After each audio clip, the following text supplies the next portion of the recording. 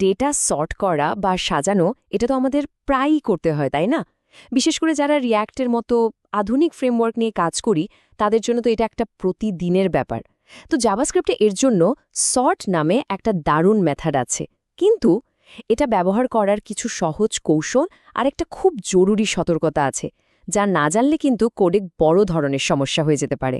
চলুন আজ আমরা সেগুলোই সহজ করে জেনে নিই। আচ্ছা, ভাবুন তো, একটা অ্যারের মধ্যে কিছু সংখ্যা আছে, ধরুন ৭, ৩, ১০। এগুলোকে সাজানোর সবচেয়ে সহজ উপায় কি হতে পারে? এর জন্য একটা দারুণ আর খুব সহজ রেসিপি আছে, যা একবার মাথায় ঢুকিয়ে নিলেই আর কখনো ভুলবেন না।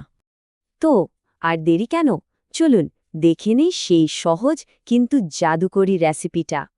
এই দেখুন, একদম সহজ। সংখ্যাগুলোকে যদি ছোট থেকে বড় মানে অ্যাসেন্ডিং অর্ডারে সাজাতে চান, তাহলে শুধু লিখবেন a মাইনাস বি। আর যদি বড় থেকে ছোট মানে ডিসেন্ডিং অর্ডারে চান, তাহলে ঠিক তার উল্টোটা, বি মাইনাস এ। কি এর চেয়ে সহজ কিছু হতে পারে? এখন এর ভেতরে জাভাস্ক্রিপ্ট আসলে কি করছে, কিভাবে দুটো সংখ্যাকে তুলনা করছে, ওইসব জটিল হিসেবে আমাদের না গেলেও চলবে। আমাদের কাজ হলো শুধু এই দুটো সহজ সূত্র মনে রাখা, ব্যাস, তাহলেই হবে। কিন্তু এই সহজ রেসিপির একটা বেশ অবাক করা ব্যাপার আছে, একটা সাইড এফেক্ট। সর্ট মেথডটা কিন্তু ম্যাপ বা ফিল্টারের মতো অতটাও নিরীহ নয়। চলুন দেখি ব্যাপারটা আসলে কি।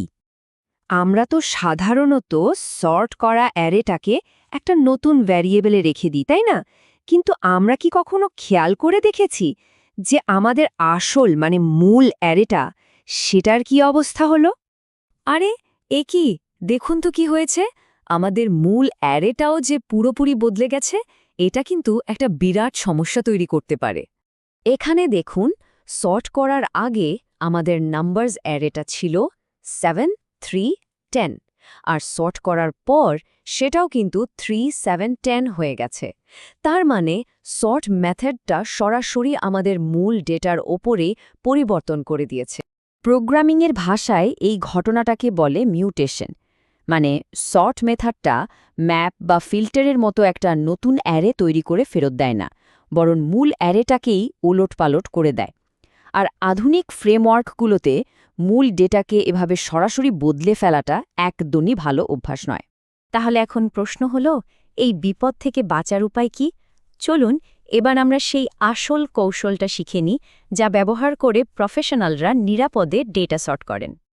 আর সমাধানটা খুবই সহজ, সেটা হলো স্লাইস মেথড। এই মেথডের কাজই হলো মূল অ্যারেটাকে একদম অক্ষত রেখে সেটার একটা হুবহু কপি বা ক্লোন তৈরি করে দেওয়া। আর আমরা তখন সেই কপির ওপর যত খুশি অপারেশন চালাতে পারি, আমাদের মূল ডেটা থাকবে একদম সুরক্ষিত। তাহলে নিয়মটা কে দাঁড়ালো? সর্ট করার ঠিক আগে ডট স্লাইস মেথডটাকে কল করতে হবে। দেখুন, বাম দিকে হলো সেই বিপজ্জনক পদ্ধতি, আর ডান দিকে হলো একদম নিরাপদ আর সঠিক উপায়টা। বেশ, থিওরি তো অনেক হলো।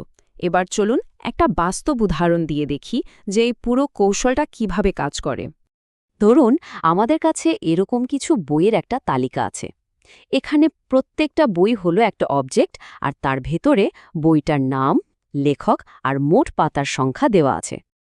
এখন আমরা যদি চাই যে বইগুলোকে সবচেয়ে বেশি পাতা থেকে কম এই হিসাবে সাজাবো, তাহলে কি করতে হবে?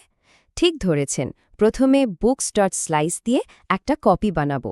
তারপর আমাদের সেই ডিসেন্ডিং অর্ডারের রেসিপি মানে B-A ব্যবহার করব।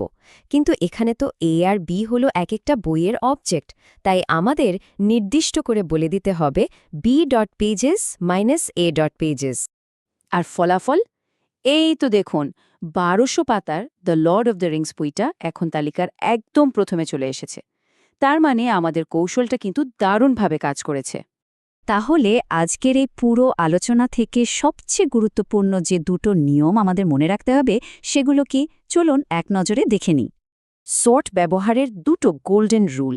প্রথমটা হলো সেই সহজ রেসিপিটা মনে রাখা, ছোট থেকে বড়র জন্য A-B, আর বড় থেকে ছোটর জন্য B-A। আর দ্বিতীয় এবং সবচেয়ে জরুরি নিয়মটা হলো সর্ট করার আগে সবসময়, আমি আবারও বলছি, সবসময় ডট স্লাইস দিয়ে মূল অ্যারের একটা কপি তৈরি করে নিতে হবে। শেষ করার আগে একটা ছোট্ট প্রশ্ন রেখে যাই। সর্ট মেথড তো এভাবে আড়ালে থেকে আমাদের মূল ডেটা বদলে দেয়। একটু ভেবে দেখবেন তো জাভাস্ক্রিপ্টে এমন আর কোন কোন মেথড থাকতে পারে যাদেরও এরকম লুকানো পার্শ্ব প্রতিক্রিয়া বা সাইড ইফেক্ট আছে।